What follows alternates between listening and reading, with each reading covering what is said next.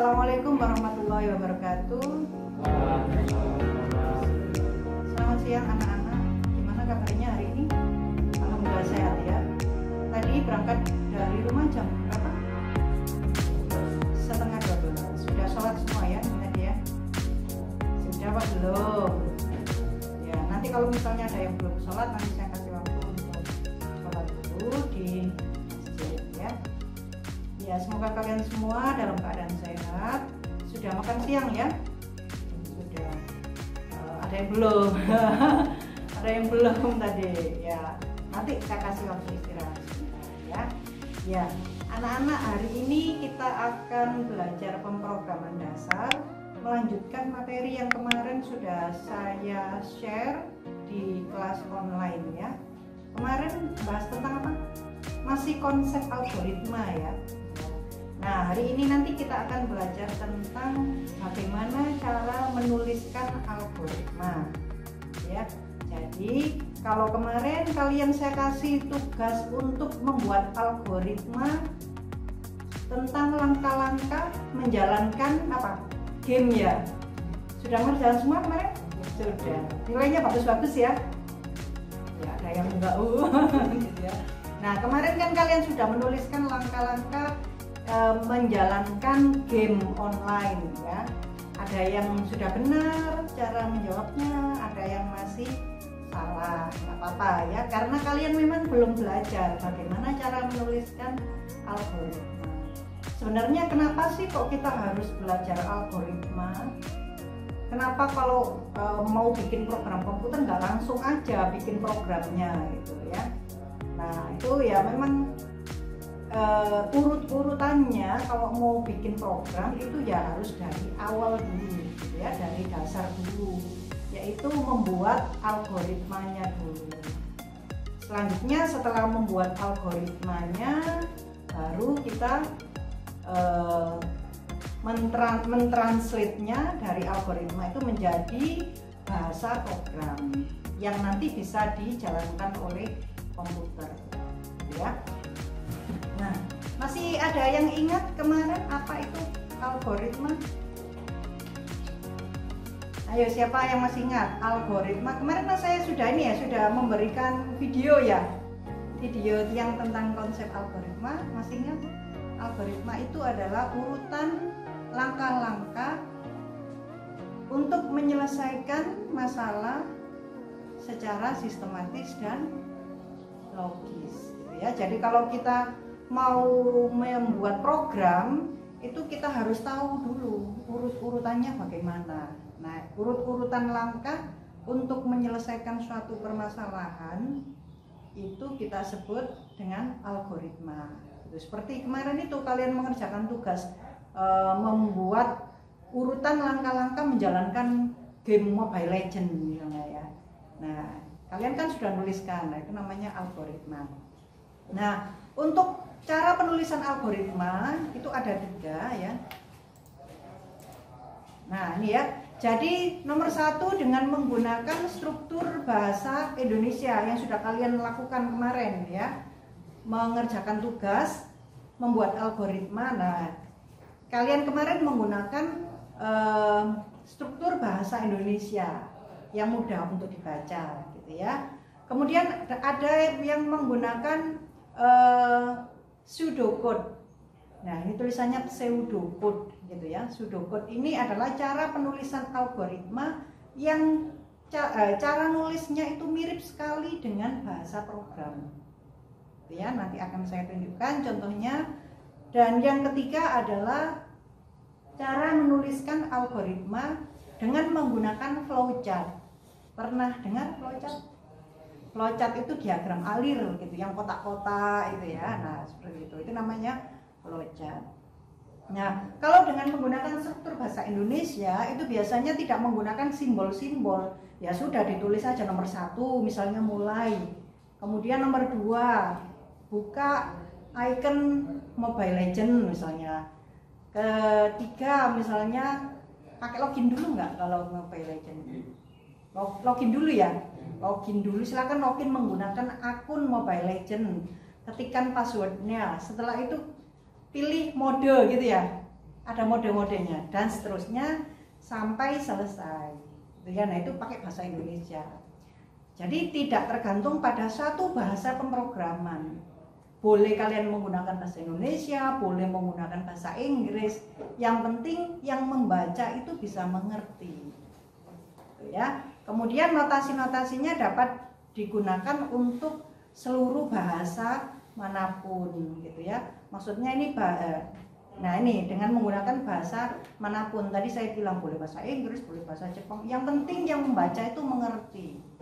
Ya. Nah, contohnya ini seperti ini. Menghitung rata-rata 3 buah bilangan atau 3 buah data. Ini kemarin yang saya contohkan ya. Bagaimana sih cara algoritma untuk menghitung rata-rata 3 buah bilangan? Pertama, 1. Ini kalau menggunakan bahasa Indonesia ya. Tuliskan start atau mulai gitu ya. Kemudian nomor 2, baca bilangan A, B, dan C. Baca ini maksudnya kalian harus mengetahui dulu nilai dari bilangan A, bilangan B, dan bilangan C. Kalau sudah diketahui, nah nomor 3, jumlahkan ketiga bilangan tersebut. Baru yang keempat, kalau sudah dijumlahkan baru dibagi dengan 3 karena 3 buah ya, 3 bilangan. Nah, kalau sudah dibagi dengan 3 baru kita tahu hasil rata-ratanya. Maka ketikkan atau tulis hasilnya. Selesai atau stop. Atau kalau dimulai dengan start, belakangnya stop, selesai. Kalau dimulai dengan bahasa Indonesia mulai, berarti bawahnya ini apa? Selesai. Oke. Nah, contoh lagi menghitung luas segitiga. 1, start gitu ya. Kemarin kalian pakai start enggak? Enggak pakai ya. Langsung aja ditulis gitu ya. Nomor 2, baca data alas dan tinggi. Rumus luas segitiga itu apa? Setengah kali luas alas kali tinggi. Nah, kalau kalian sudah tahu rumusnya, nanti tinggal menghitung aja. Jadi luas itu rumusnya adalah setengah kali luas alas kali tinggi. Maka nilai yang harus diketahui dulu itu nilai apa? Supaya bisa dihitung nilai apa? Kalau tadi kan A, B, C itu harus tahu dulu baru bisa dihitung. Kalau ini berarti apa yang harus diketahui dulu? Tinggi sama luas alas harus diketahui dulu. Nah, ini namanya baca. Baca data alas atau baca nilai dari alas dan nilai tinggi harus diketahui dulu. Setelah itu, setelah sudah diketahui baru dihitung. Luas rumusnya adalah alas, ini alas kali tinggi kali 0,5 atau setengah kali alas kali tinggi. Kemudian kalau sudah diketahui baru ditulis luasnya. Nah, ini pakai bahasa Indonesia ini ya. Kalian membaca ini ngerti nggak? Mengerti ya langkah-langkahnya. Kalau bahasa Indonesia memang mudah dimengerti ya. Nah, nanti kalau pseudocode yang menggunakan notasi-notasi juga malah gampang, malah lebih simple gitu ya. Nah, contoh pengembangan dari contoh sebelumnya yaitu menghitung luas segitiga, kita kembangkan lagi. Nah, kita tulis lagi. Kalau tadi hanya mencari luas segitiga aja, sekarang dicek gitu ya. Kalau data alas dan tingginya yang diketahui itu nilainya lebih dari 0, jadi tidak 0 dan tidak negatif, maka hitunglah, maksudnya maka carilah luasnya. Kalau tadi kan berapapun nilai alas dan tinggi udah langsung dihitung aja gitu kan ya. Kalau ini enggak. Kalau ternyata yang diketahui alas dan tinggi itu salah satunya 0 misalnya, maka yang dilakukan apa? Maka stop, nggak usah dihitung, langsung loncat ke sini algoritmanya, langsung loncat ke nomor 6, nah ke sini ya. Nah ini cara memeriksanya ada di langkah ketiga, periksa data alas dan tinggi. Misalnya alasnya itu saya inputkan atau diketahui adalah 0, tingginya 10. Nah ini disuruh ngecek apakah data alas tadi 0 dan tinggi 10 itu lebih besar daripada 0. Nah tadi kan ada yang 0, jadi kan salah ya ini ya. Kalau misalnya memang lebih dari 0, jadi nggak ada yang 0, nggak ada yang minus, maka lanjutkan ke langkah 4, maka hitunglah ini pakai rumus. Tetapi kalau tidak, maka stop, langsung meloncat sini. Jadi dalam sebuah program itu nggak mulus-mulus terus, nggak lurus terus jalannya itu. Tetapi kalau suatu saat di baris tertentu itu dia menemui kondisi tertentu yang mengharuskan dia itu loncat ke sana, loncat ke sini, nah itu memungkinkan kalau di bahasa pemrograman. Itu ya seperti ini tadi. Nah, kemudian ada yang pseudocode, ya ini tulisannya pseudocode tapi kalian bacanya pseudocode, yaitu penyajian algoritma dengan menggunakan kode yang mirip sekali dengan kode-kode bahasa pemrograman. Itu ya. Nah, pseudocode ini lebih rinci dari bahasa Inggris atau bahasa Indonesia. Nah, ini nanti kalian pertama ini nanti akan belajar tentang algoritma, flowchart, pseudocode dengan bahasa Indonesia. Nanti pertemuan selanjutnya kalian akan belajar bahasa pemrograman Python. Tulisannya Python, pernah dengar? Python programming. Nah, itu nanti yang akan kalian pelajari. Gitu ya. Jadi ketika kalian belajar algoritma, itu nanti kalian kan belajar bagaimana memecahkan masalah. Selanjutnya dari algoritma itu nanti kita terjemahkan dalam bahasa pemrograman. Kalian sudah nanti akan bisa membuat program dengan menggunakan bahasa Python. Kenapa kok saya pilih yang Python? Karena Python atau Python ya, kalau orang-orang biasanya bilangnya Python gitu ya. Itu memang bahasa yang sekarang paling banyak digunakan. Di era revolusi industri 4.0 itu memang bahasa yang paling banyak digunakan itu di perusahaan-perusahaan itu bahasa Python itu. Kemarin waktu saya ikut international program selama 2 bulan di Jerman, itu dapatnya ya Python itu. Makanya saya bawa ke sini.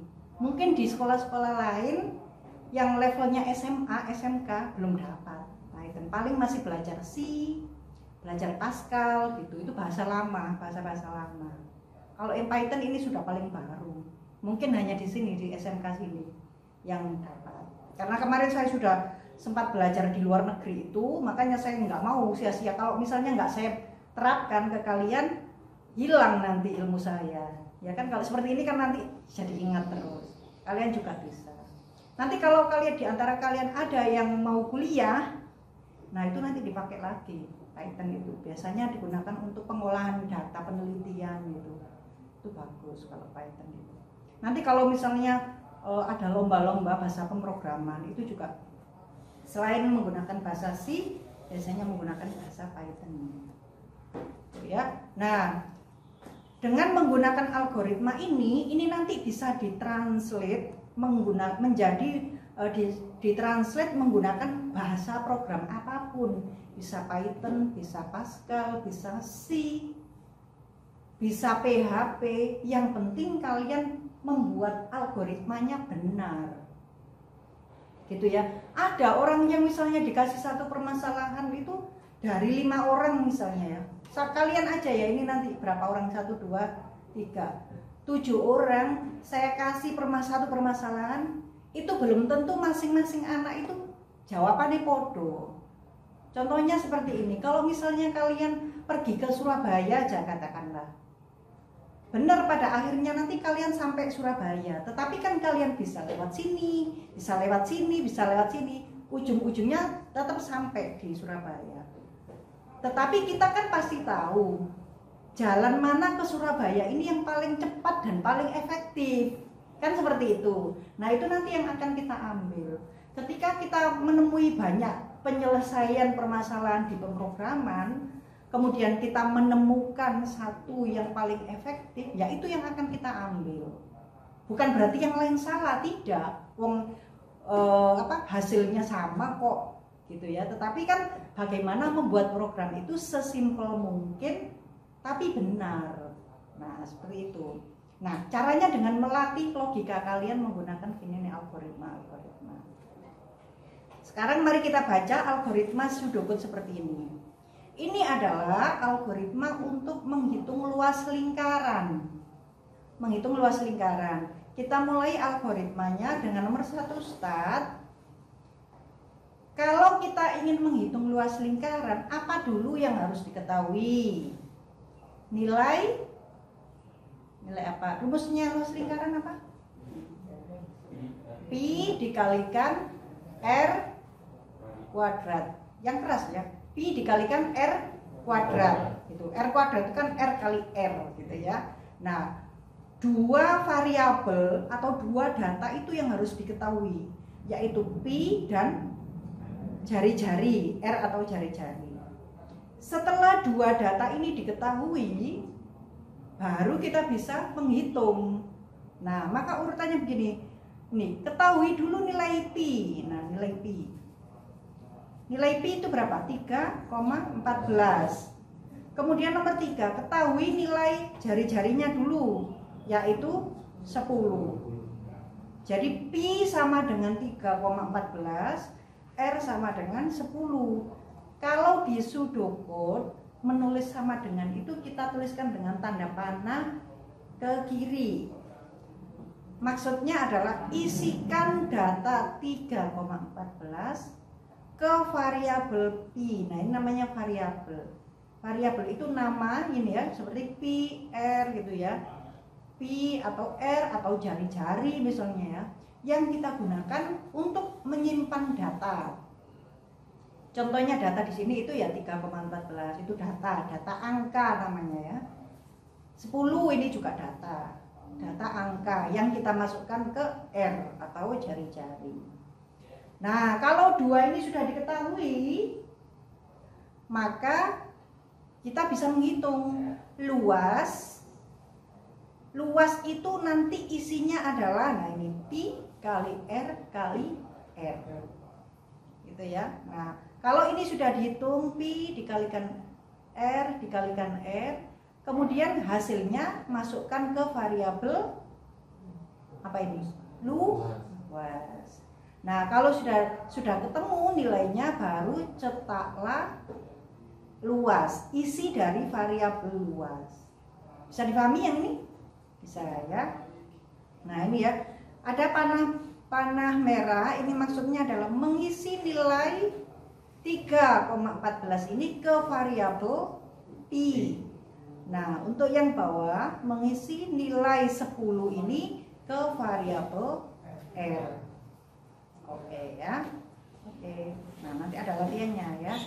Nah, kalau ada algoritma seperti ini, kalian bisa membaca. Pertama, mulai. Nah, ini ada read. Read ini kita gunakan, read artinya apa? Baca, ya, baca. Baca nilai variabel alas dan tinggi. Ini sebenarnya terjemahan dari yang struktur bahasa Indonesia tadi ya. Baca variabel baca nilai alas dan tinggi. Ini berarti nilai dari alas dan tinggi itu belum diketahui. Kalau tadi kan pi nilainya berapa? 3,14 sudah diketahui kan? R nilainya berapa tadi? 10 sudah diketahui.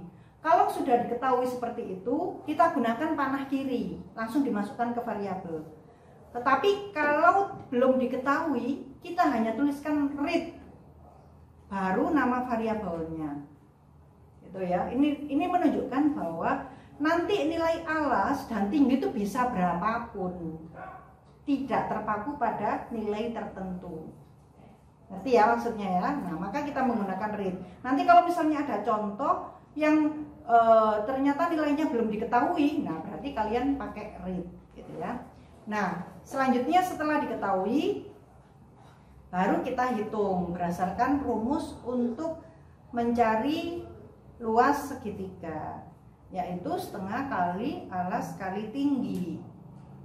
Nah, nilai ini kalau sudah dihitung akan dimasukkan kemana ini? Ke variabel luas. Selanjutnya cetaklah atau print ya luas. Ini nanti yang tercetak apa? Tulisan luas atau isi dari variabel luas? Isinya. Kalau misalnya luas ini saya kasih tanda petik 2, print tanda petik 2, luas, nanti yang tercetak adalah tulisan luas. Gitu ya. Jadi ada bedanya. Kalau kalian menuliskan namanya saja tidak ada tanda petik, maka yang ditulis adalah isi dari variabel.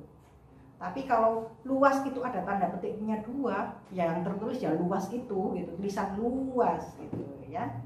Oke. Nah, selanjutnya adalah cara menuliskan algoritma dengan menggunakan flowchart, yaitu cara menuliskan algoritma dengan menggunakan ini gambar ya, simbol-simbol gambar. Contohnya seperti ini. Nah, ini adalah menghitung rata-rata 3 buah bilangan tadi. Kalau diterjemahkan dalam bentuk flowchart itu seperti ini.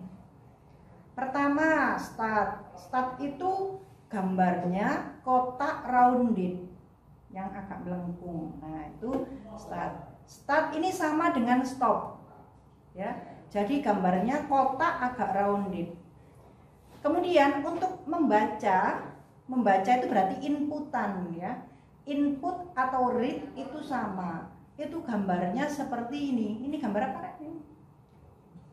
Jajaran genjang ya, jajaran genjang. Kemudian tuliskan read A, B, C gitu ya. Boleh dikasih tanda kurung seperti ini. Selanjutnya, nah ini. Selanjutnya untuk proses penjumlahan dan menghitung rata-rata itu kita menggunakan kotak biasa. Ini menunjukkan simbol proses. Kalau tadi simbol input atau membaca data itu menggunakan jajaran genjang. Kalau proses itu menggunakan kotak biasa. Gitu ya. Kemudian kemudian membaca sama mencetak itu penulisannya atau simbolnya, notasinya sama ya, jajaran genjang. Kemudian stop ini sama dengan start. Oke ya, nanti ya. Oke, kita lanjutkan. Nah, pembahasan tentang flowchart akan dibahas nanti ya. Oke, sekarang mari kita latihan untuk membuat algoritma menggunakan pseudocode ya, menggunakan pseudocode.